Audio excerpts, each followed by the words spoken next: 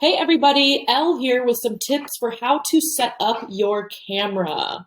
First, you're going to want to start with a well lit room. So I'm actually in my dining room right now. This is nothing fancy at all. As a matter of fact, I have a makeup vanity mirror that I use. So you'll see if I turn that off, it doesn't look great.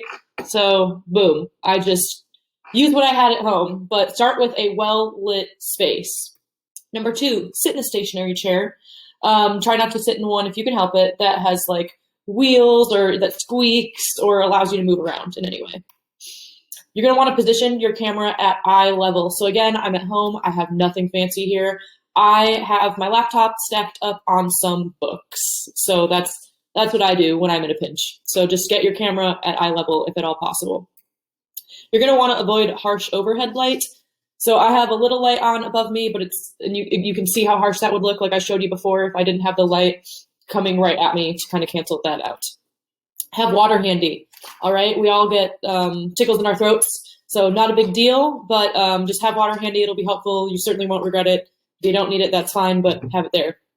All right, those were a few basic camera setup tips. Comment with any questions or ideas. Thank you and happy weeding.